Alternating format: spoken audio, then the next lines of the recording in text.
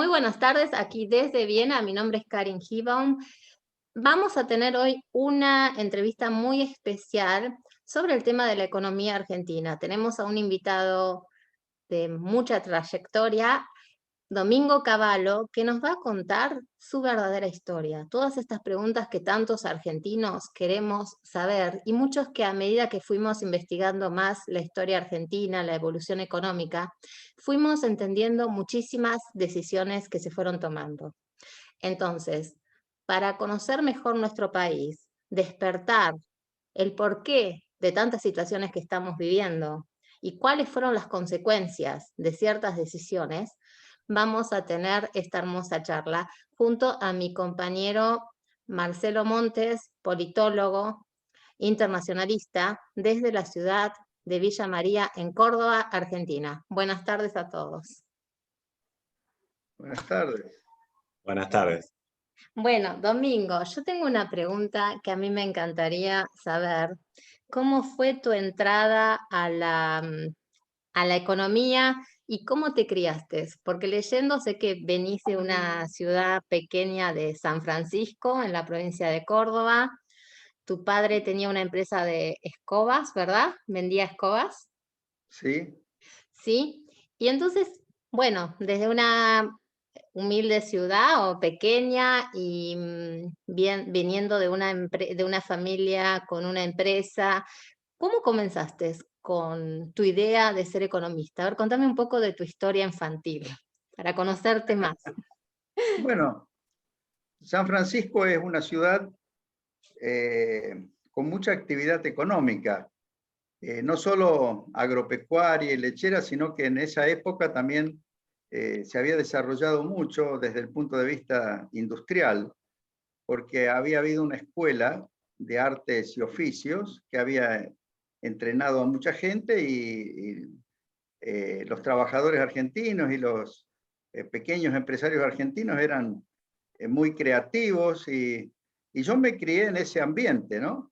Mi papá tenía una pequeña fábrica de escobas, pero básicamente lo que él hacía, comercializaba los materiales eh, para la fabricación de escobas, ¿no? Y mi papá tenía una gran intuición en temas económicos y él comentaba las cuestiones de su negocio y como yo lo ayudaba a repartir escobas en distintos comercios e industrias que también compraban eh, cepillos y otras cosas, me fui interiorizando del funcionamiento de esas, de la actividad empresaria, ¿no? Y me inquietó. En el secundario, eh, por supuesto, teníamos una materia de economía política, pero uno no aprendía mucho en esa materia. Sí aprendí contabilidad y principios de administración, porque tenía buenos profesores.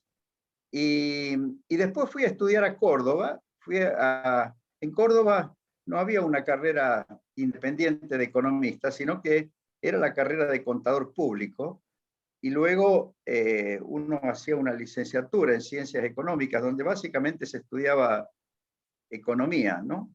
Bueno, y cuando fui a Córdoba me di cuenta que en materia de contabilidad y esas cosas que había estudiado en el secundario, ya sabía todo lo que me podían enseñar en la universidad y empecé a prestar más atención a otras materias, en particular a las que tenían que ver con economía.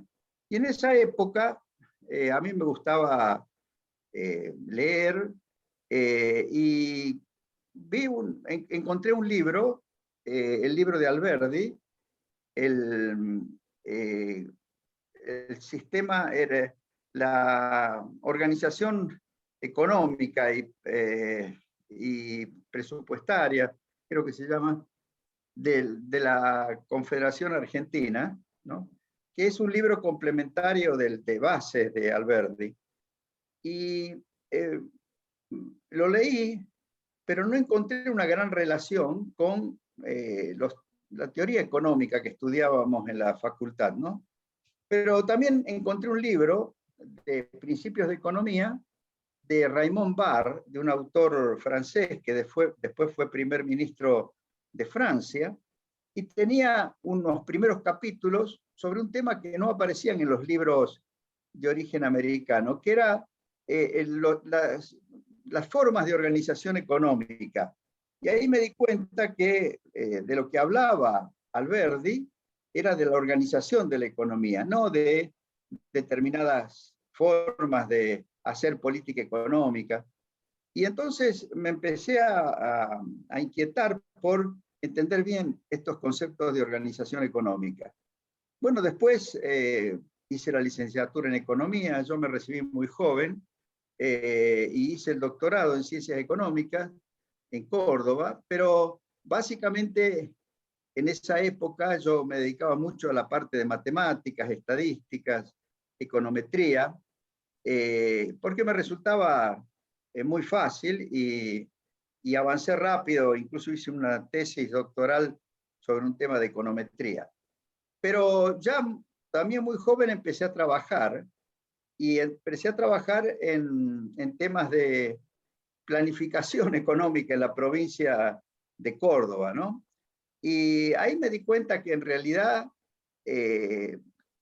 los temas de la economía productiva, de la economía agropecuaria, industrial, no eran temas sobre los que se podía hacer planes. En realidad lo que había que hacer era organizar el funcionamiento de los mercados para que los empresarios privados pudieran tomar buenas decisiones.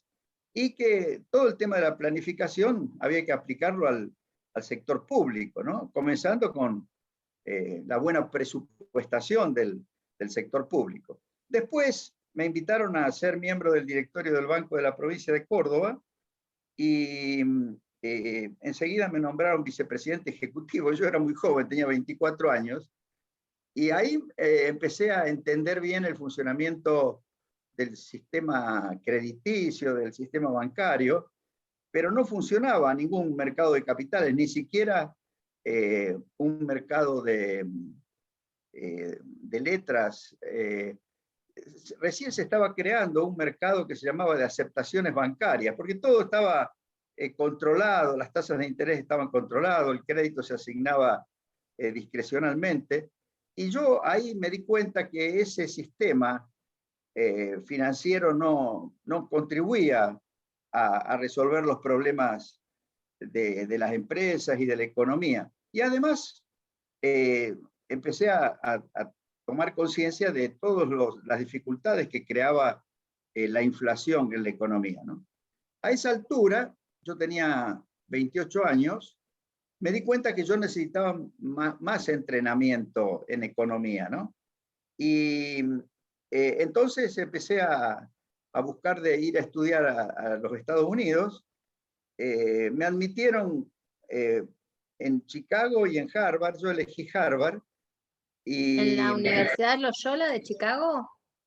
no, en Chicago, en la Universidad de Chicago, ¿no?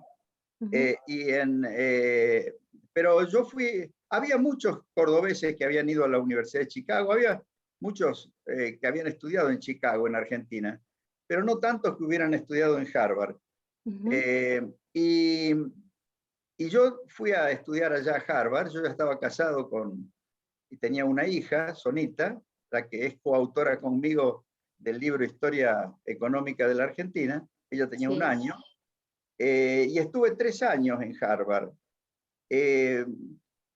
No seguí estudiando mucha teoría económica, pero sí en Harvard aprendí a discutir temas de la realidad económica de manera rigurosa, ¿no?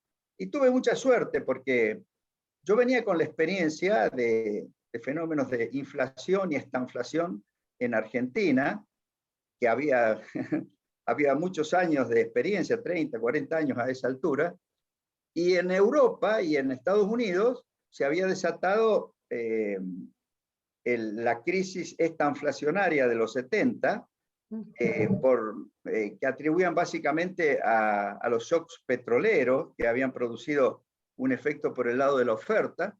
Y entonces los profesores y los estudiantes, todos estaban muy inquietos por los temas de la estanflación.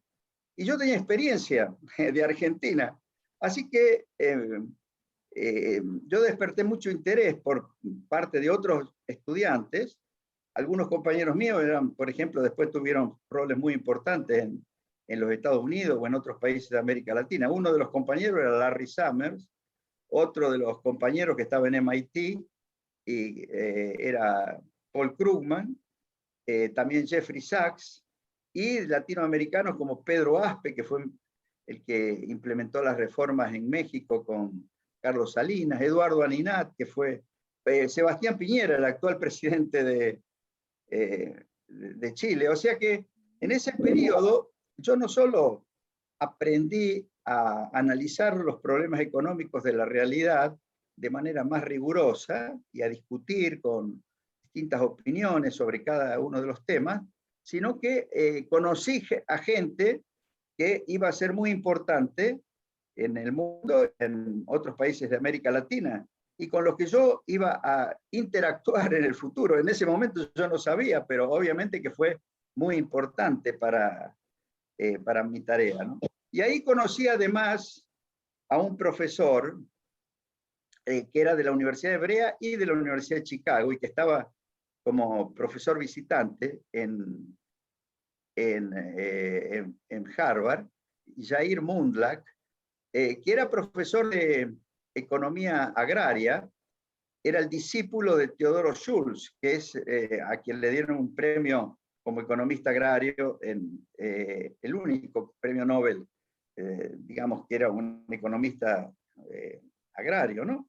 Y Jair Mundlach se interesaba mucho en Argentina, precisamente por el rol del sector agropecuario en Argentina, ¿no? Entonces con él iniciamos una serie de investigaciones. No fue mi tesis doctoral fue sobre la estanflación y cómo salir de la estanflación en aquel momento. Pero me puse a trabajar con Jair Mundlach en los temas de crecimiento económico y el rol del sector agropecuario y de las políticas macroeconómicas y políticas sectoriales que afectaban a un sector como el agropecuario y su impacto sobre el crecimiento económico de Argentina. Bueno, trabajamos muchos años sobre eso. Yo ya había creado el IERAL, financiado por la Fundación Mediterránea en Córdoba, y él tenía financiamiento de un instituto de Washington que se llama IFPRI, International Food Policy Research Institute, y por supuesto el apoyo intelectual de tanto de la Universidad de Chicago como de la Universidad Hebrea. Entonces, condujimos una serie de investigaciones que demostraron que gran parte del estancamiento o del poco crecimiento que había tenido la economía argentina se debía a porque tanto las políticas macroeconómicas como las políticas sectoriales habían impedido el adecuado desarrollo del sector agropecuario, que era el sector más productivo y con mayor potencial de aumento de la productividad y también de creación de empleo hacia adelante, hacia atrás en la economía argentina, ¿no? Nos dieron un premio por ese trabajo en la Asociación Americana de Economistas Agrícolas, el premio anual a la excelencia de la investigación. Así que en esa época me fue muy bien. Y mientras tanto en Córdoba, con el IERAL, formamos un equipo de economistas, algunos seniors que eran profesores en la facultad, pero en ese momento no había clima de trabajo serio y de investigación en la universidad, porque fueron los años de plomo y luego los primeros años del gobierno militar, donde yo conseguí fondos para ¿La atraer Fundación Mediterránea tiene que ver con tu la Fundación Fundación Mediterránea? Mediterránea.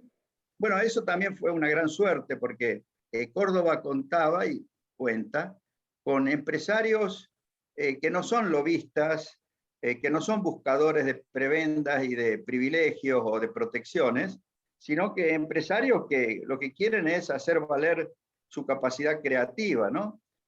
Símbolo de esos empresarios eran don Fulvio Pagani, por ejemplo, el creador de Arcor, el padre de Luis Pagani, que es el actual presidente de Arcor.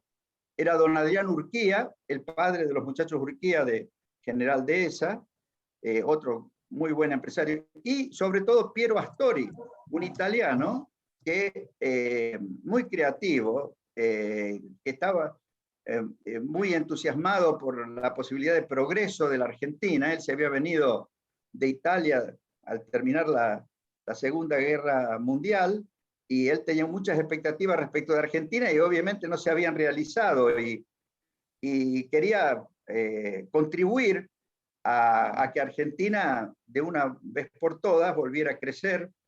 Y bueno, estos empresarios, en realidad ellos convencieron a otros colegas, formaron un grupo de 33 empresarios que integraron la Fundación Mediterránea. Y había una especie de vocero y organizador muy eficaz, que era Castro Garayzábal, el doctor Castro Garayzábal, que había sido director de personal de Ica Renault, pero luego se había dedicado totalmente a la Fundación Mediterránea. Y, bueno, fue un grupo de empresarios que nos apoyó. Yo formé el IERAL de la Fundación Mediterránea. No solo trajimos a profesores excelentes que estaban en la Facultad de Ciencias Económicas de Córdoba, como por ejemplo Carlos Sibogri, Aldo Arnaudo, Aldo Dadone, Carlos Soria, Chacho Soria, Carlos Quesman, que eran mis colegas. Yo era el más joven de todos, ¿no? Pero yo tenía gran tenacidad para poder organizar y vencer las resistencias. Y después empezamos a elegir a los estudiantes que veíamos con mejor predisposición para investigar, para trabajar seriamente en temas de economía, que estaban en los últimos años, eran nuestros alumnos, y los fuimos incorporando como ayudantes de investigación. Y bueno, se formó un grupo muy, muy lindo, muy eficaz, y impusimos una metodología de trabajo que yo siempre la recomiendo a quienes quieran estudiar los problemas de un país con miras a poder resolverlos, que es observar mucho la realidad sectorial, regional, y identificar bien los problemas, micro y macro también, pero cuando uno identifica los problemas, preguntarse qué regulaciones, qué aspectos de las reglas de juego, qué defectos de la organización económica impiden que esos sectores o que esas regiones desarrollen todo su potencial. De esta forma fuimos elaborando un diagnóstico de los defectos de la organización económica de Argentina. Y ahí yo empecé a recordar mucho de lo que había leído en el libro de Alberdi que mencioné antes, ¿no? E incluso me puse a ver los comentarios que Alberdi, que era un gran pensador, había hecho sobre las políticas de Mitre y de Sarmiento, y las críticas que le hacía Alberdi, y ahí advertí que realmente este tema de pensar en términos de la organización económica y cómo defectos de organización económica impiden que se desarrollen sectores y regiones del país y que se resuelvan los problemas, como por ejemplo el problema de la inflación o el problema del bajo crecimiento o incluso de las recesiones. Bueno, eso nos ayudó muchísimo, ¿no? Y finalmente, ya en el año 85, cuando hacía 8 años que funcionábamos como IERAL, yo escribí un libro que resume muchas de las investigaciones que habíamos hecho en el IERAL, que fue el primer libro que publiqué, Volver a Crecer. Poquito después publicamos con Juan Antonio Zapata otro libro que es complementario, que se llama El Desafío Federal, y que enfoca más bien en los aspectos de desarrollo regional y de relaciones fiscales entre la nación y las provincias. Pero todo eso nos nos ayudó a pensar bien qué habría que hacer en Argentina para avanzar en la solución de los problemas, ¿no? Estábamos desarrollando esta tarea de investigación, muy en contacto con los empresarios, discutíamos con ellos las conclusiones a las que llegábamos de nuestros estudios, y también empezamos a tomar contacto con dirigentes gremiales, con dirigentes políticos. Invitábamos a los dirigentes políticos, aunque durante algunos de esos años no hubo actividad política, pero se sabían quiénes eran y venían a las reuniones. Por ejemplo, Menem vino a varias reuniones después que salió en libertad en el año 82. De la Rúa, que era cordobés, vino también a varias reuniones. Y por supuesto venían los dirigentes cordobeses, por ejemplo de la Sota, venía. A Schiaretti, que yo había conocido como dirigente estudiantil, lo había elegido yo como mi sucesor en el Ateneo Universitario en Ciencias Económicas. A Schiaretti, que se había tenido que ir del país en la época del gobierno militar, yo lo hice venir a la Argentina porque Astori quería apoyar a algún dirigente peronista, y obviamente que Schiaretti era dirigente peronista, y además estaba trabajando en nada menos que en la Fiat, allá en Belo Horizonte, ¿no? Entonces cuando le comenté a Astori me dijo, uy, traigámoslo a Córdoba. Y ahí, así vino Schiaretti a Córdoba, trabajaba con Astori, pero venía también siempre a las reuniones de la Fundación Mediterránea. En el año 85, cuando De la Sota quería ser candidato a gobernador, había perdido una elección de candidato a intendente frente a Mestre en el año 83, pero en el 85 él, no en el, perdón, en el 87, él había sido... Claro, perdió en el 83, perdió Berkovich Rodríguez contra Angelos, Claro. y 87 es la segunda elección y ahí va De la Sota también. Sí, 87. En el 87, De la Sota, como forma de pelear por la gobernación, quería convencer a los independientes, no solo a los peronistas, que lo votaran. Y entonces se le ocurrió que yo fuera candidato a diputado nacional, no siendo peronista, como independiente, en las listas de ellos. Y por supuesto, yo no tenía planeado por entonces meterme directamente en política, ¿no? Y muchos de los empresarios eran más bien radicales, lo apoyaban a Angelos, que también tenían muy buena relación con nosotros.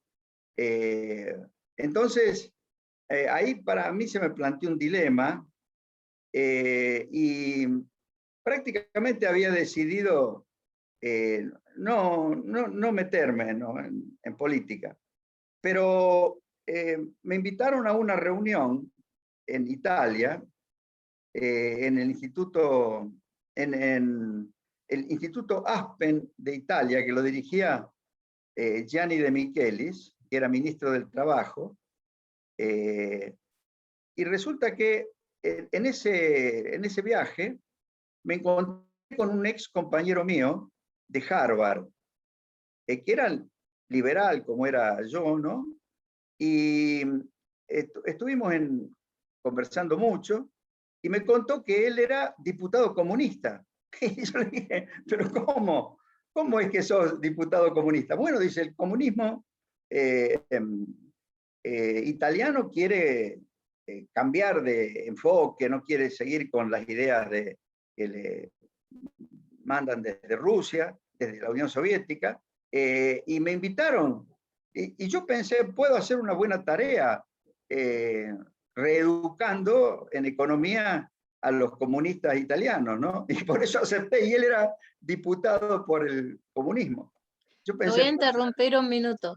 Esa técnica, por ejemplo, hacen en Austria.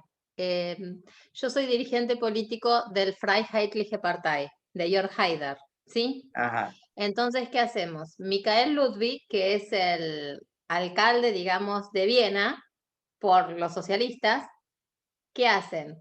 Traen gente liberal, digamos conservadora liberal, vamos a decir, o de los neos, y los ponen con los socialistas también para ir reeducando esas políticas, digamos, populares. O sea, es la misma filosofía o estrategia que se aplican también en Austria y Alemania, por ejemplo. claro, claro. Bueno, yo entonces comenté esto en los ámbitos de la Fundación Mediterránea y todos me alentaron a que aceptara la oferta de la Sota. Y bueno, así entré como diputado. En ese momento de la Sota no ganó la elección a gobernador, pero él ya había sido diputado desde el 85, compartimos eh, la Cámara de Diputados, y también entró, porque era amigo de Cafiero, y él sí era peronista, Guido Di Tella, un peronista muy especial, entró por la provincia de Buenos Aires. Así que hicimos una especie de sociedad con Di Tella, y nos dedicamos en esos 2 años, a través de las discusiones que se daban en el bloque, fueron los 2 últimos años de Alfonsín, a explicar nuestros puntos de vista sobre qué había que hacer en materia económica, ¿no? Si llegábamos a ser gobierno. Los que no tenían tanta formación económica nos prestaban mucha atención, y los que estaban muy convencidos de las viejas ideas peronistas miraban con desconfianza. Pero ahí, en la Cámara de Diputados, había varios que estaban con Menem, no con Cafiero. El grueso estaba con Cafiero, pero los que estaban con Menem, Eduardo Bauzá y también el hermano de Menem, Eduardo Menem, se empezaron a interesar por nuestros puntos de vista, los de Di Tella y los míos, ¿no? Y después, cuando Menem ganó la elección, la interna peronista, Menem nos llamó, tanto a Di Tella como a mí, pero sobre todo a mí, para que lo ayudáramos en la formulación de las ideas. No, por supuesto, no en la campaña, porque en la campaña él no explicó cuáles eran sus ideas económicas. Él prácticamente lo que hizo fue tratar de que la gente le tuviera confianza y votara por él, ¿no? Pero yo me acuerdo que yo lo acompañé apenas había ganado la interna y antes de que fuera elegido presidente, en un viaje a Europa, y él se entrevistó con los principales dirigentes europeos, ¿no? Y el que lo acompañaba en esas reuniones era yo y el embajador Cámpora, un sobrino de Héctor Cámpora, un muy buen embajador, que estaba destinado en Ginebra, y bueno, entonces éramos los únicos 2 que lo acompañábamos en las reuniones con los dirigentes europeos. Y yo ahí noté cómo iba absorbiendo información, conocimientos, experiencias, y que iban todas en la dirección de lo que se veía en ese momento, que era que iba a caer el muro de Berlín, todavía no había caído, se iba a disolver la Unión Soviética, y todos los países iban a marchar a organizarse como democracias y como economías de mercado, ¿no? Eso prácticamente los socialdemócratas, los demócratas cristianos, los populares. Por supuesto, los que tenían ideas más claras eran los liberales, por ejemplo, alemanes, ¿no? Pero en esas reuniones ocurrieron 2 cosas. Por un lado, Menem incorporó una cantidad de información y de experiencia que le fueron muy útiles, y adquirió confianza en mi forma de pensar los temas tanto de política exterior como económica, porque veía él que coincidían, que teníamos buena interlocución con los distintos líderes europeos, ¿no? Yo creo que fue ahí que él decidió que me iba a designar ministro de Relaciones Exteriores, y bueno, y después ministro de Economía. Yo no entré como ministro de Economía de entrada porque Menem todavía tenía una idea que era muy del peronismo, de que el ministro de Economía tenía que ser un empresario y el ministro de Trabajo un sindicalista, ¿no? Un poco pensando en una organización política más de naturaleza corporativa.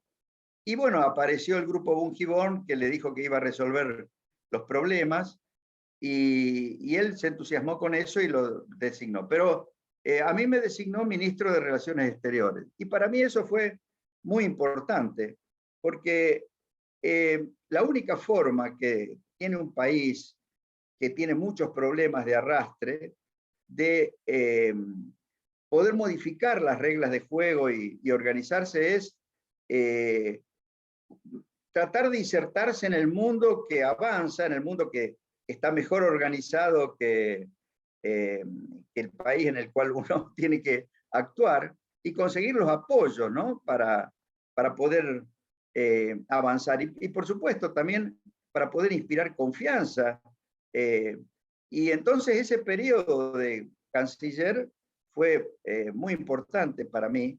Además, la intuición de Menem en materia de política exterior era también la intuición correcta. Él quería hacerse amigo de todos los países, pero sin duda de los Estados Unidos, de los países europeos, de Japón, China también, pero China todavía en ese momento no era tan importante.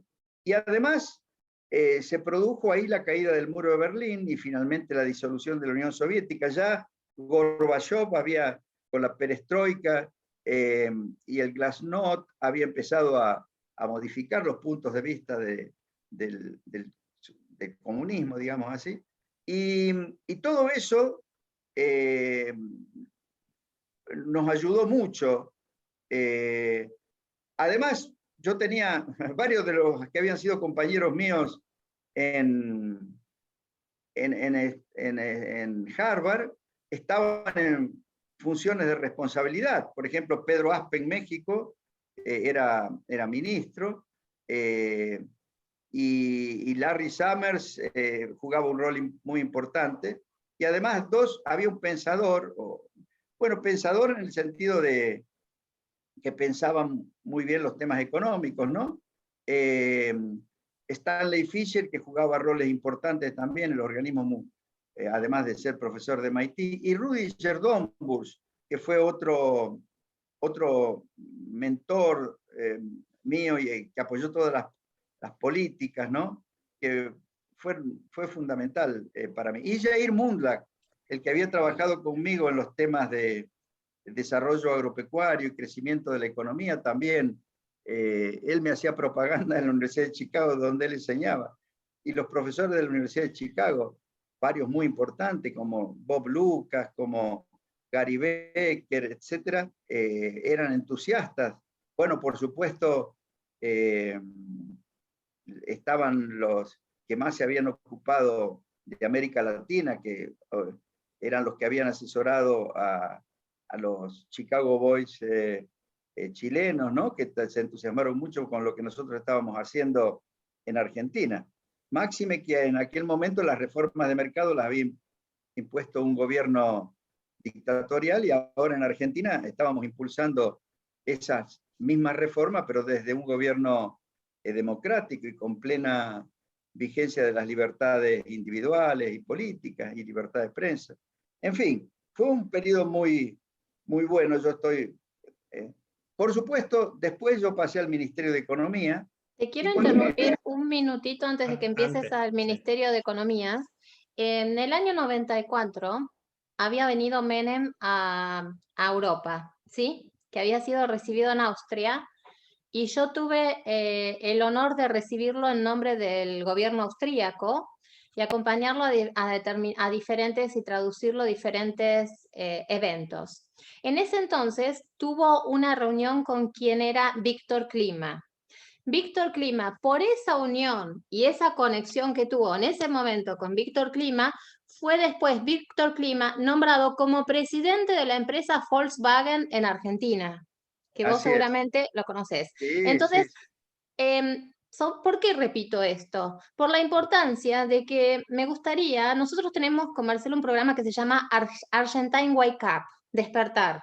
Antes de hacer un juicio, un prejuicio, ver toda la historia de la Argentina, ir viendo la importancia de determinados sucesos en la apertura de las relaciones exteriores, con la importancia que tiene luego la inversión de capitalistas extranjeros. En la Argentina, la apertura de la formación académica, como vos hablabas, en el sistema, digamos, académico, yo no estudié en la Universidad de Chicago, pero sí hice mi MBA en la Loyola de Chicago, ¿sí?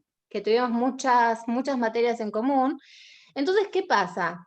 Al formarnos académicamente, globalmente, podemos actuar localmente. Y con esa apertura es donde ahí, en todos los procesos, vamos sacando el país adelante. Por eso lo digo, me encanta escucharte y me encanta que nos sigas contando la historia, porque antes de armar prejuicios de por qué tuvo ciertos fracasos un gobierno o juzgar a una persona, ver que las personas que vamos cometiendo errores en distintas gestiones que tengamos de la vida, vamos aprendiendo y vamos hablando para que los jóvenes, que son nuestro futuro mundialmente, no cometan los errores cometidos.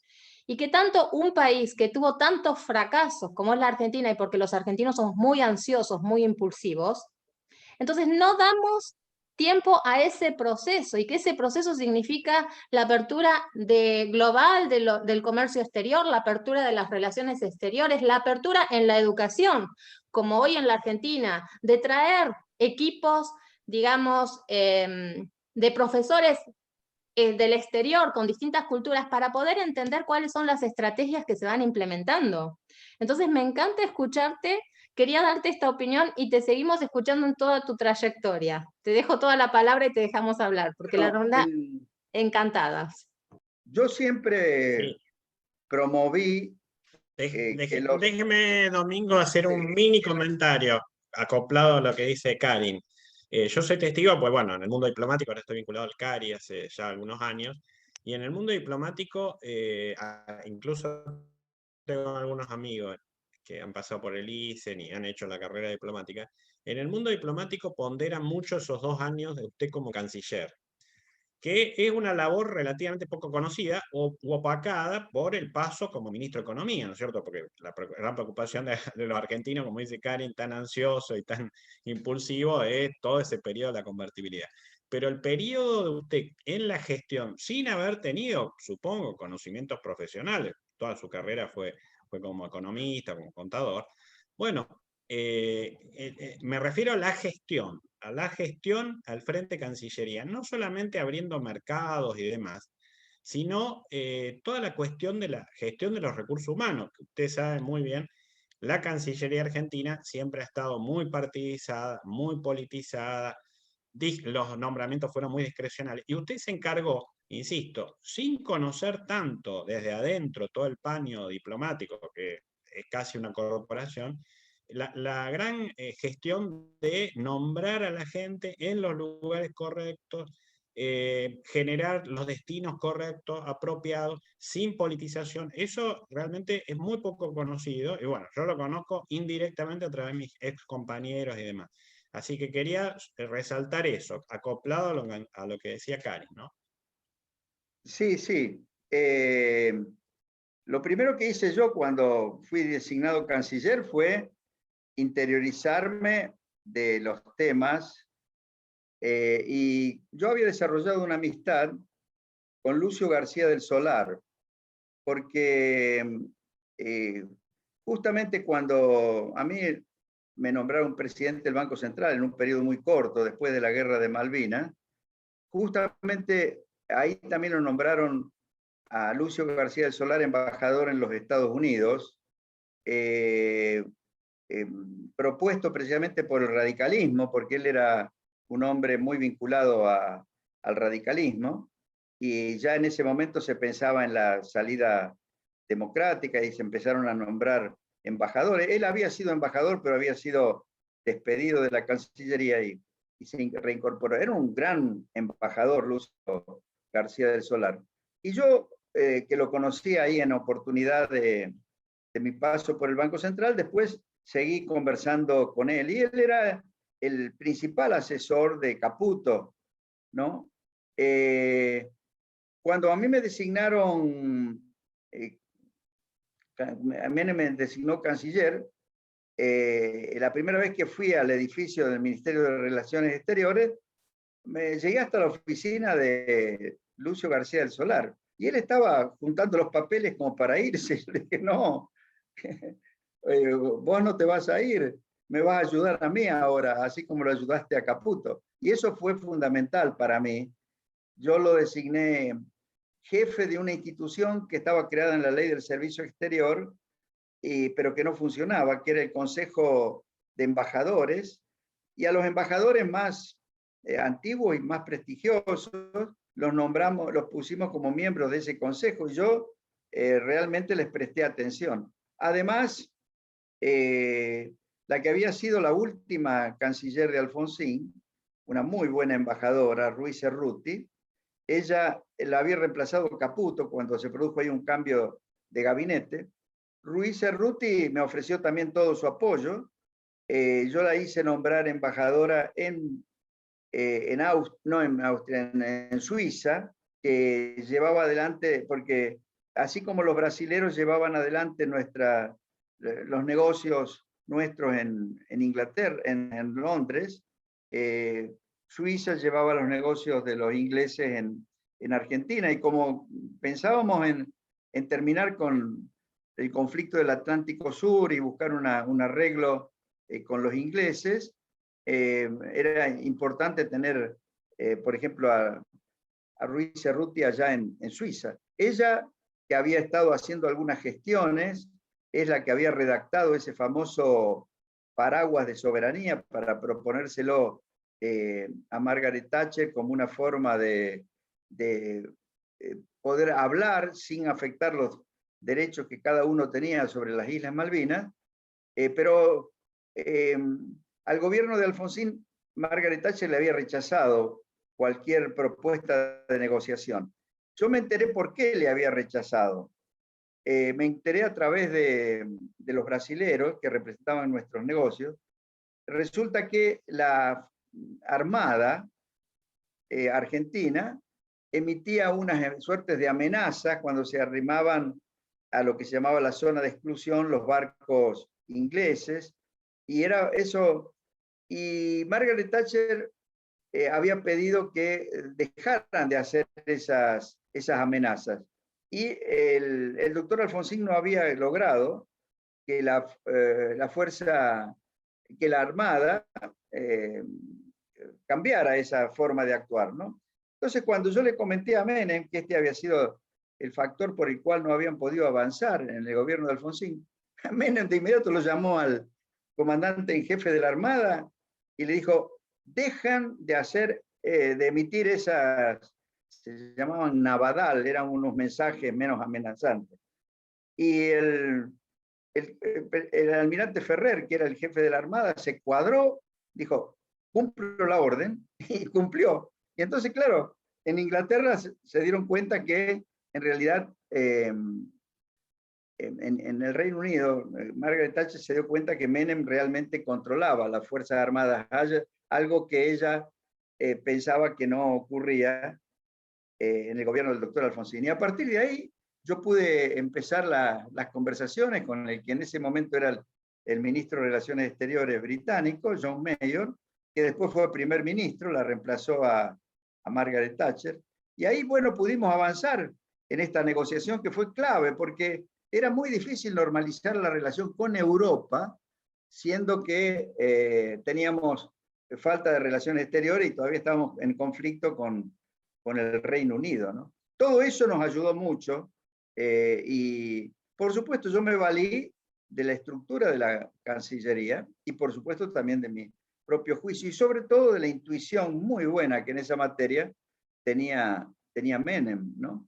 Entonces, eso fue muy importante. Y es cierto, como dice Karim, que la clave está en que un país pueda abrirse e integrarse al mundo y tener buenas relaciones con el mundo y por demostrar que considera como muy bueno que vengan a invertir a la Argentina. Por supuesto, también hay que convencer a los propios argentinos, a los argentinos que hay que invertir en el país, pero las mismas cosas que convencen a los extranjeros convencen primero a los argentinos. De hecho, por ejemplo, nosotros ya cuando yo asumí como ministro de Economía, teníamos todavía totalmente cerrado el crédito internacional, porque estábamos en default con el Club de París y estábamos en default con todos los acreedores, ¿no?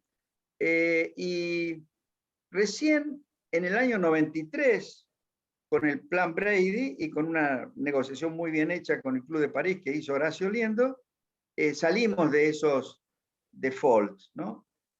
Pero mientras tanto, en el 91, 92, logramos que los argentinos confiaran en la Argentina. Y el capital argentino que estaba afuera o que estaba en el colchón comenzó a invertirse, reciclarse, canalizarse a través del sistema financiero argentino hacia el financiamiento. Por eso es que tuvimos, junto con la estabilización inmediata a partir de la sanción de la ley de convertibilidad, tuvimos un crecimiento vigoroso el mismo año 91 y el 92 y el 93 y el 94. Recién en el 94 comenzamos, fines del 93, a colocar bonos globales en pequeñas cantidades, ¿no? Ahí renació el crédito internacional. Pero antes logramos la confianza de los propios argentinos, ¿no? Eso es clave. Y en esto quiero señalar algo que es muy importante. Domingo. A ver. Sí. No, sí. Hoy día sí, no se le da importancia porque es como cuando uno ya tiene un beneficio que lo ha tenido por mucho tiempo, no lo valora, ¿no?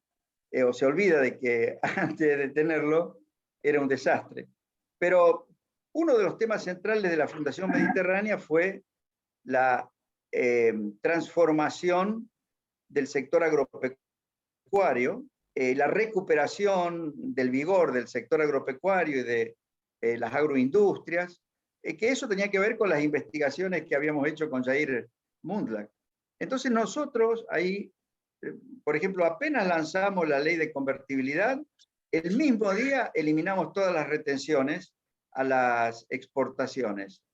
Y por supuesto después estuvimos modificando todas las regulaciones que restringían o le creaban problemas a los productores agropecuarios.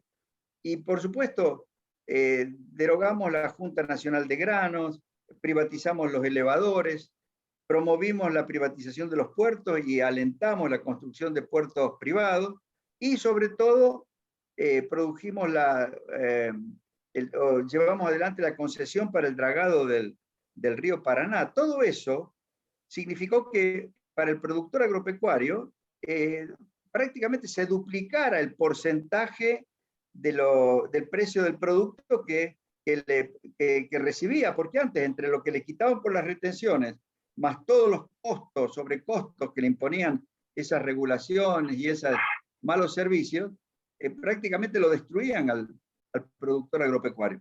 Entonces ahí se produjo una gran inversión en el sector agropecuario, inversión no solo en equipamiento, sino también en tecnología. Después habilitamos el uso de las semillas transgénicas, fuimos de los primeros que lo habilitamos en el año 95. Yo sé que los ambientalistas se quejan de esto, pero no hay prueba científica de que esto perjudique a la salud, y sí aumenta muchísimo los rendimientos y permite expandir la frontera agropecuaria.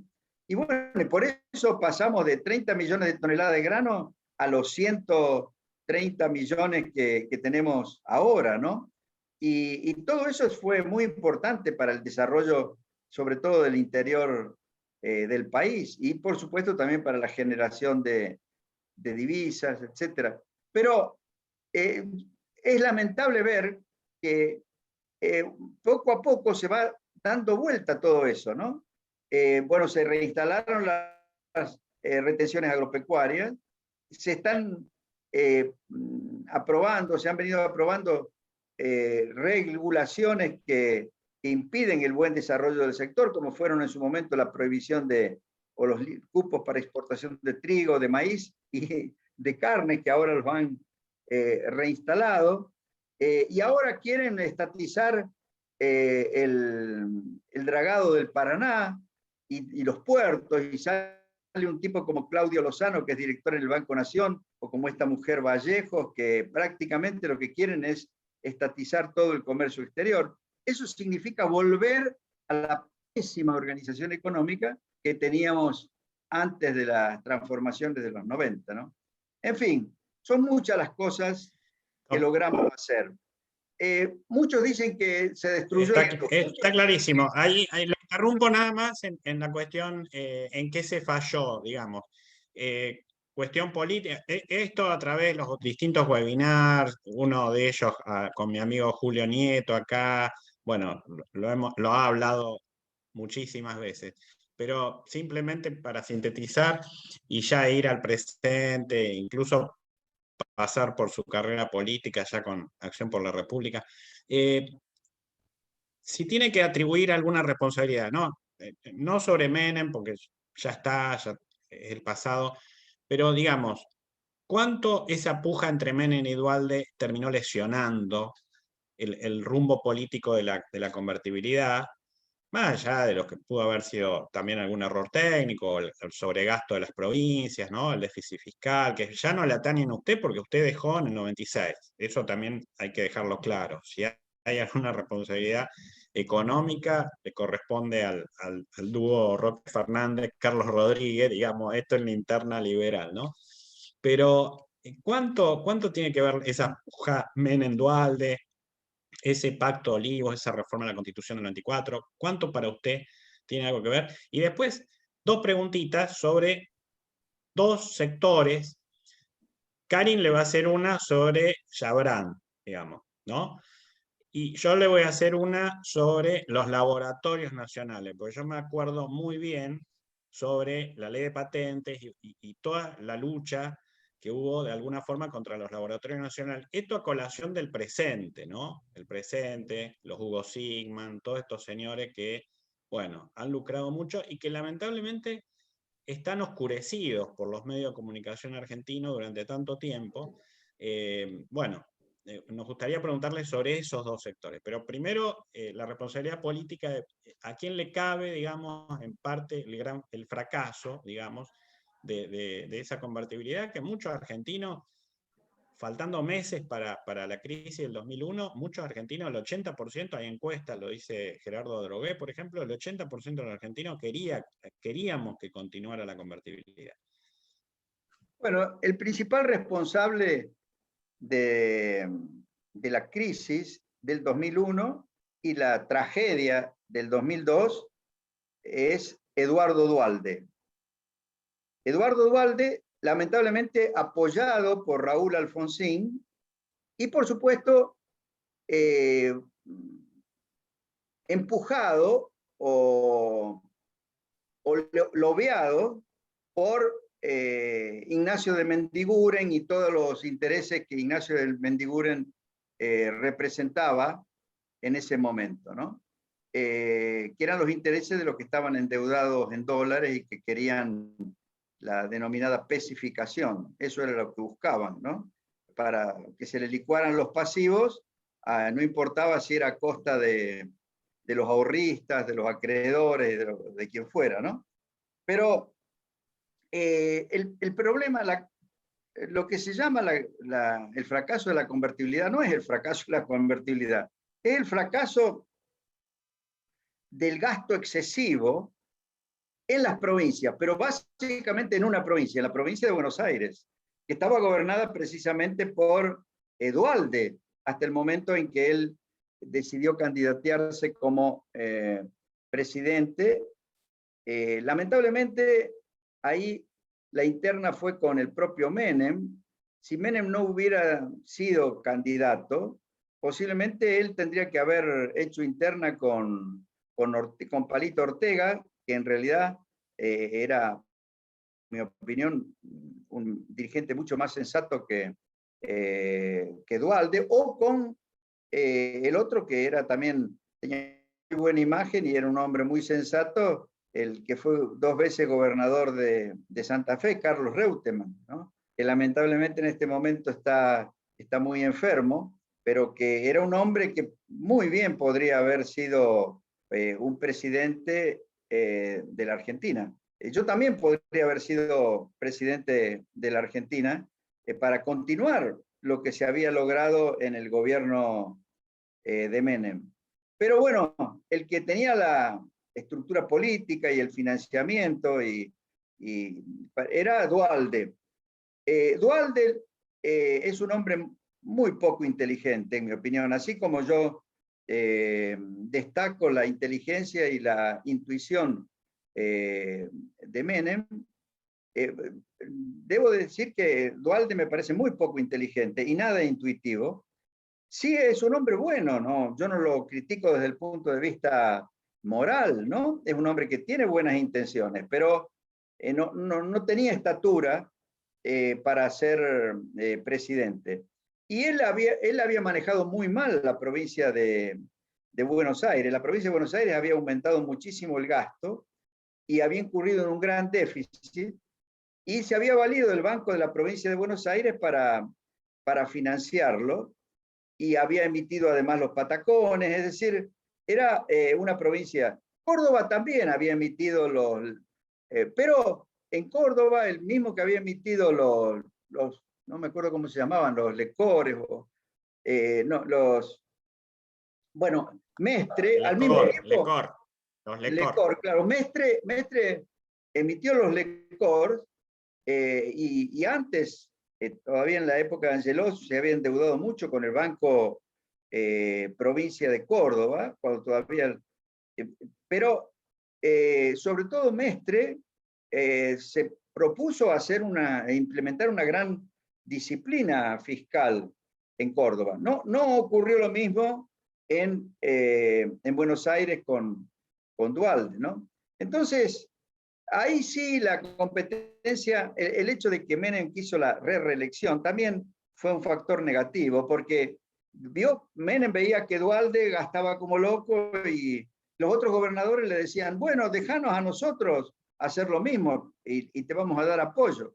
Y ahí hubo la única falla que en mi opinión cometió Roque Fernández, fue aceptar derogar un decreto que nosotros habíamos hecho sancionar con Ricardo Gutiérrez, que no le permitía a las provincias ceder la coparticipación federal como garantía de créditos bancarios. Entonces derogaron ese decreto y justo fue en un momento en que todos los bancos venían a ofrecer plata a Argentina en el año 97, porque Argentina había superado exitosamente la crisis tequila y todos querían prestarle a la Argentina. Y bueno, los bancos tomaron mucha plata en el exterior y además el Banco Central compraba todos esos dólares que venían y emitía, por supuesto, mucho dinero, como era la regla de la convertibilidad. Y esa gran liquidez indujo a los bancos a prestarle a las provincias. Y con tasas de interés que los gobernadores no discutían, porque total, los gobernadores siempre pensaron que las deudas no se pagan, ¿no? Que las paga Dios o las paga el gobierno nacional o las borra la inflación. Bueno, la cuestión es que en esos años, 97, 98 y 99, y después de la Rúa no lo pudo parar en el 2000, las provincias, empezando por la de Buenos Aires, ya estaba Rucauf, pero Rucauf tampoco podía revertir lo que había hecho Duhalde. Las provincias quedaron muy endeudadas con el sistema bancario y habían emitido bonos y habían emitido cuasi dineros. Y esa fue la génesis de la crisis del 2001, ¿no? Para los que dicen que el régimen de convertibilidad era el responsable, yo les digo, pero escúchenme, una crisis igual a la que pasó en Argentina en el 2001, pasó en los Estados Unidos con la crisis de la subprime en el año 2008. Y en todos los países, tengan o no tengan moneda sana, ¿no? Con la convertibilidad teníamos un régimen monetario sano, lo mismo que los Estados Unidos con su dólar, Pero siempre hay crisis, sobre todo cuando los bancos dan créditos que después no van a poder recuperar, porque obviamente los depositantes en esos bancos, los acreedores de esos bancos, piensan que se van a tornar insolventes y quieren retirar sus fondos y se producen las corridas, y eso es el tipo de crisis financiera que nosotros sufrimos. Ahora, para resolver esa crisis financiera, lo que no había que hacer es lo que después Duhalde, cuando tomó el poder, lamentablemente con apoyo también de Alfonsín, hizo, que fue la especificación compulsiva de la economía. No digo la devaluación, porque se podría haber dejado flotar, sobre todo una vez que terminara la reestructuración de la deuda, pero lo que no se podía hacer es desconocer que todos los contratos, sean depósitos, sean préstamos, sean contratos que fueren, que estaban pactados en dólares, cuando la moneda, el dólar, era una moneda que tenía las mismas propiedades que el peso convertible desde el punto de vista de su capacidad de servir como base de los contratos, los transformaran compulsivamente en pesos. Ahí destruyeron la base contractual de la economía. Y en realidad esa decisión tan mala, tan negativa de Duhalde, que yo no creo que Remes-Lenikov la haya pregonado. Yo creo que el que la pregonaba era de Mendiguren, ¿no? Remes-Lenikov, yo creo que no pudo evitar que se avanzara en esa dirección, porque después de que habían decretado la especificación de las deudas, los bancos hicieron lobby para que se especificaran también los depósitos por una cuestión de simetría, y bueno, resistir la presión de los endeudados en dólares y de los mismos bancos, ya era una especie de misión imposible para el ministro de Economía, ¿no? Pero la cuestión es que a partir de ahí, para mí, se creó todo este clima del que estamos viviendo y del cual va a ser muy difícil salir, que es el clima de la estanflación.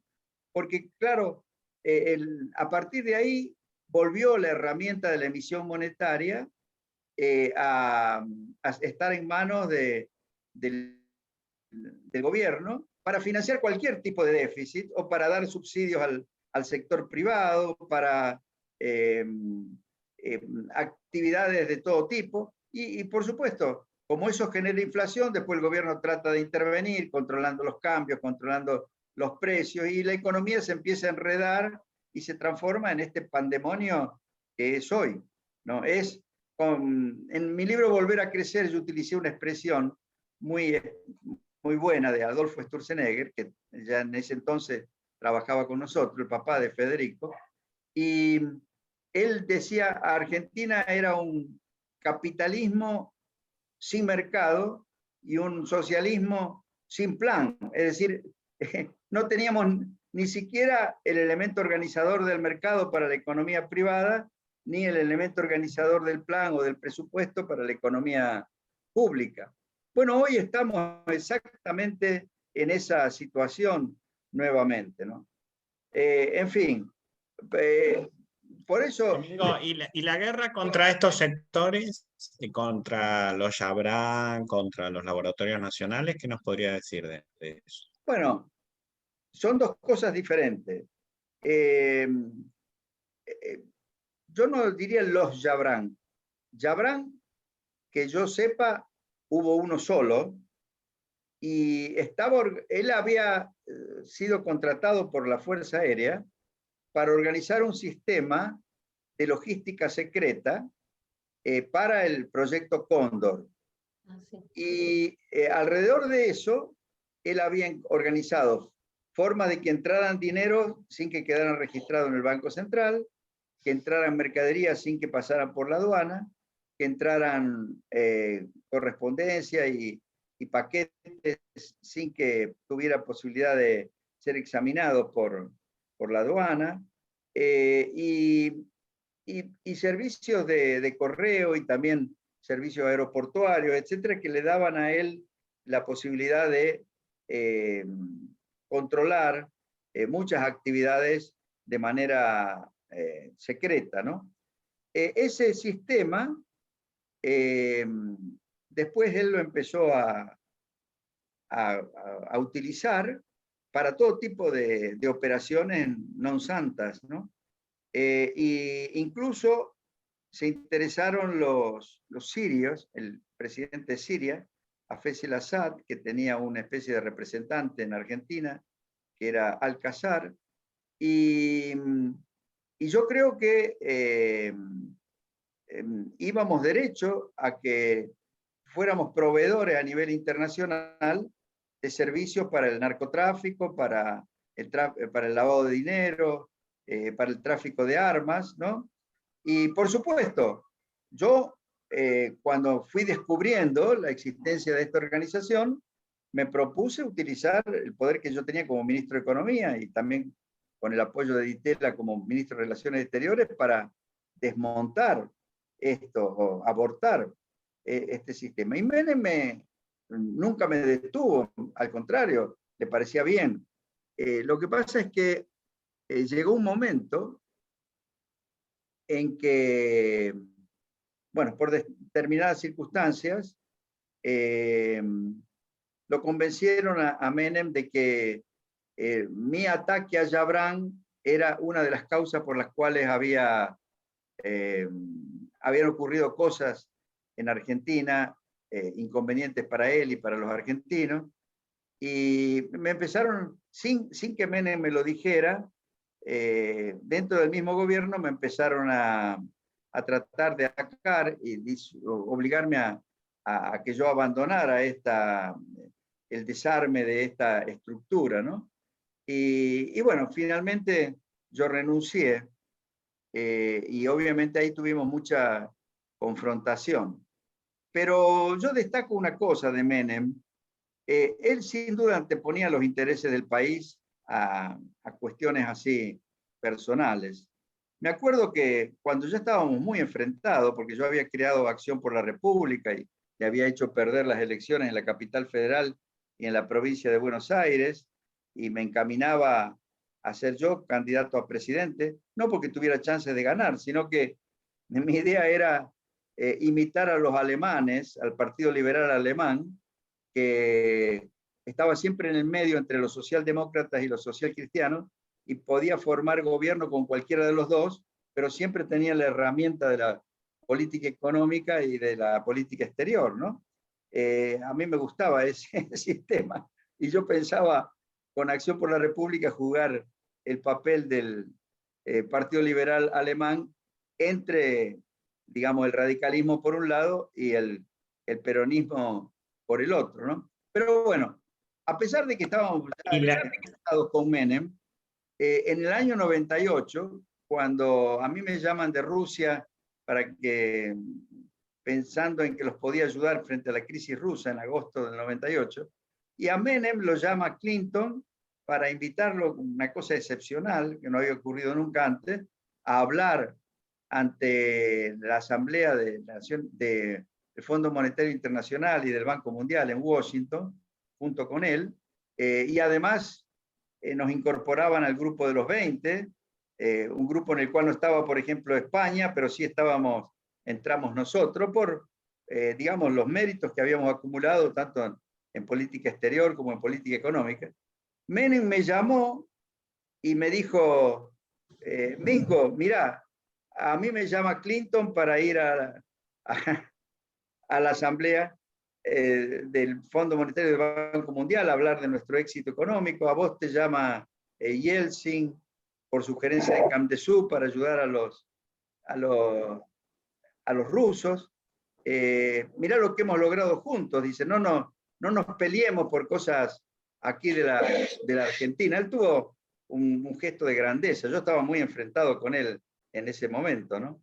Pero bueno, por eso yo lo respeto mucho y lo sigo respetando y lo sigo elogiando. He escrito en ese libro que ha editado Eduardo Menem y Carlos Corach, he escrito un artículo que a su vez lo reproduje en mi blog sobre la gestión de Menem, destacando los aspectos positivos, ¿no? Y muchos dicen, pero ¿por qué no señalás los aspectos negativos? Porque, bueno, yo lo señalé en el momento en que se podía influir para cambiar, pero no tiene sentido destacarlos ahora, cuando justamente Menem ha fallecido. Lo que hay que destacar ahora es las cosas muy buenas que hizo y sobre todo las que habría que volver a hacer para salir de la situación en la que estamos actualmente en Argentina, ¿no? Y con respecto ¿Lo a de los laboratorios? los laboratorios argentinos, siempre buscaron de poder que haya más flexibilidad en el uso de fórmulas que están patentadas en los Estados Unidos o en Europa. Y por supuesto, Estados Unidos ha hecho de la protección patentaria una bandera muy importante en las negociaciones internacionales. Entonces, como estábamos en la negociación del GATT y como nosotros también teníamos que conseguir decisiones de los Estados Unidos, que los Estados Unidos condicionaban a que otorgáramos protección patentaria, teníamos, digamos, discusiones y a veces los laboratorios nacionales se enojaban por decisiones que nosotros tomábamos, ¿no? Pero tampoco estaban 100% conformes los laboratorios extranjeros. Pero yo ahí noté que tanto en el exterior como en Argentina, obviamente que hay un fuerte lobby de los laboratorios, que yo no critico, pero hay que tenerlo presente para que la autoridad política haga lo que más le conviene al país, ¿no? Yo creo que en esto que está pasando ahora, influyó sin duda el lobby de algunos laboratorios que quisieron ser los únicos que iban a vender vacunas y excluir a los otros, ¿no? Para mí, el hecho de que le pagamos por adelantado a AstraZeneca, porque Hugo Sigman fabrica una parte de la droga, y pusimos una palabra que impidió la firma de un contrato con Pfizer, es producto de ese tipo de operatoria de lobby, a la que este gobierno lamentablemente es muy propenso, o sea, le gusta avanzar hacia eso que se llama el capitalismo de amigos, ¿no? Y yo creo que es algo que va en contra de los intereses del país, porque ¿qué más le hubiera convenido al país que tener contratos con todos los fabricantes de vacunas y poder acceder a ellas lo más rápido posible para poder derrotar a esta pandemia, ¿no?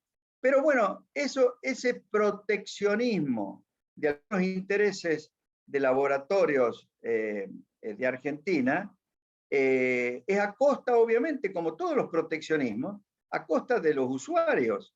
Así como cuando se pone un alto arancel que encarece el precio del producto para el que lo va a consumir y beneficia al que lo produce localmente. Bueno, acá la protección a algunos laboratorios en desmedro de la producción de los demás perjudica al consumidor argentino, es decir, al que necesitaba vacunarse para, digamos, no caer en la enfermedad, ¿no? En el COVID-19. En fin, yo creo que algún día nos vamos a convencer que esto que llaman el proteccionismo y el aislacionismo y el repartir y proteger privilegios a algunos a costa de los demás y sobre todo a costa del usuario, del consumidor, de la gente de Argentina, es un error muy grave que solo mantiene a los países en el atraso, ¿no? Pero obviamente que este gobierno no está convencido para nada de eso, sino todo lo contrario, ¿no? Me gustaría llevarte un poco al año 2000, creo que vos eras ministro de Economía en ese entonces, ¿no? 2001. 2001. Bueno, yo tengo no sé cómo fue, en el 2001 también estuve haciendo algunos proyectos con Argentina, pero en el año 2000 había en la provincia de Buenos Aires, cuando Federico Rucauf era gobernador, un gran problema en el tema agropecuario con las curtiembres. te voy a llevar un poco a la localidad de Bransen, que estaba la curtiembre gaticuera, había dos curtiembres que se fundían. En ese entonces era tan buena la... ¿Sí? ¿Qué les pasaba a las curtiembres en ese momento? Se fundían, tenían que cerrar. Cerraban como 5 curtiembres en la Argentina. En ese entonces había un embajador no sé cómo era, de protocolo, el señor Miguel Ángel Santangelo, no sé si te acordás del nombre, que había sido también embajador en Estados Unidos. ¿Santangelo? No, embajador no. Embajador no creo. O había sido, bueno, No. en algún tema estuvo en Estados Unidos o agregado comercial, no sé, no tengo tanta memoria. No, comercial puede ser. Me hace un llamado a Austria. En ese momento yo estaba todavía trabajando para el gobierno austríaco frente a la Unión Europea, porque estuve trabajando también con Diego Guelar unos años, y me dicen, mira, Karin, se están fundiendo las curtiembres en la provincia de Buenos Aires, necesitamos urgente inversores. Me puse en la campaña y fue que lo que hoy se llama la curtiembre Toredo Curtiembres, en la localidad de Bransen, fue comprada por una curtiembre muy grande, un grupo de curtiembres muy grande acá en Austria que se llama Poxmark, que son los hermanos Christian y Herbert Schmidt, que seguramente los conocés de nombre porque has tenido, creo que, negociar con ellos. Y me los puse en el hombro, los llevé a Argentina. Estuvimos ahí negociando desde las subvenciones, digamos, impositivas, desde locales, hacer una zona franca, bueno, un montón, y logramos que esa curtiembre lograra 8.000 fuentes de trabajo. En ese momento era muy posible la comunicación. En el año 2001 también fue el tema de la bodega Salentine, que estaba produciendo muchísimo vino en Argentina y de traerla hacia Austria en la exportación, que también fue con otra bodega que ya no recuerdo el nombre, pero la Salentine fue muy importante con la Norton, ¿no? Que está Swarovski, que había una amistad muy grande con Menem, que también... Y bueno, en esos años yo tenía una experiencia que era fantástica, la comunicación que había entre Argentina. Era un llamado y a ver qué podemos hacer. Convencer a inversores para que fueran. También algo que, volviendo a Menem. Menem fue uno de los más importantes presidentes que logró que en la zona de San Martín de los Andes, y te estoy hablando del Desafío y el Chapelco Golf, donde él tiene una casa y lamentablemente, tristemente, no lo dejaron entrar a su propia casa, ¿sí? A mí eso me molestó muchísimo, que teniendo una casa no lo dejaron entrar. Que fue el que llevó mayores inversores europeos a la zona de San Martín de los Andes, en esos country clubs, ¿sí? Se interrumpió ahí un ratito. Parece ¿A dónde se interrumpió? your Perdón. net connection. Hola. Con la conexión de internet. Sí, ahora te escuchamos. Bueno, otro tema que quería decir de Menem, que creo que merece un reconocimiento, mientras la Argentina estaba en tiempos de mucha deuda, de mucha inflación, él fue quien logró la conexión con inversores extranjeros también para que fueran a la zona, por ejemplo, vamos a decir, Bariloche,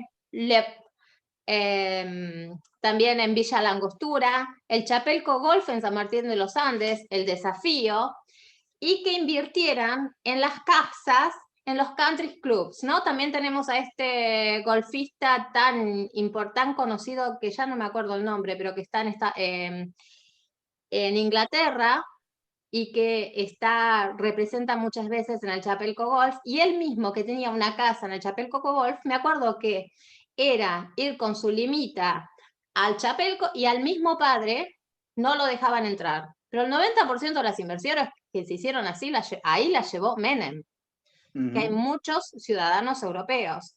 Entonces, yo digo, en ese momento sí, hubo muchos errores, y que ha hecho mea culpa, pero también era donde la Argentina podía llevar inversores, se fomentaba el turismo, ¿Y hoy qué pasa? Hoy tiene todo el mundo miedo de invertir, no podés llevar divisas ni de euros ni de dólares, no podés comprar propiedades. Y el mismo propio Así gobierno es. Sí, está destruyendo al propio país. Tenemos algo. el clima favorable a la inversión, tanto argentina como extranjera, y a la modernización y al aumento de la productividad y de la eficiencia que hubo en los 90, no se compara para nada con lo que ocurrió después, ¿no? Ni con lo que había ocurrido antes. Y fue muy, si hoy Argentina tiene algunas cosas de avanzada, tanto en temas de infraestructura para el turismo, infraestructura de las ciudades. Miren lo de la ciudad de Buenos Aires, por ejemplo, todo el desarrollo de Puerto Madero y todo eso es de esa época, ¿no? Entonces, sí, errores, por supuesto, todos los gobiernos cometen errores, pero en lo que no hay que equivocarse es en la orientación general, en lo que yo empecé a explicar de cómo tiene que estar organizado. A ver, no se te escucha. Verdi. Domingo, si podés volver a hablar porque hubo una interrupción con internet, perdón. Que vos dijiste en la estrategia que se implementa.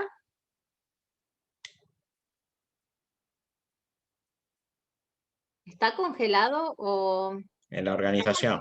En la organización se congeló ahora, sí. A ver si logramos que se pueda comunicar. Vamos a ver. Obviamente que algo pasa con la conexión, yo no te Sí. escucho tampoco a vos. Ahora sí, ahora sí. Ahora podés volver a hablar, ahora estamos bien. No sé hasta dónde Vos me estabas escucharon. hablando sobre el Yo tema decía que de las estrategias. sin De la duda, organización económica. en los 90 se crearon condiciones para que hubiera inversión en todos los sectores, mejoró muchísimo la infraestructura turística sin duda, pero también la infraestructura para todo, para el transporte, para la industria. Por ejemplo, se dicen que desindustrializamos al país. Eso es mentira.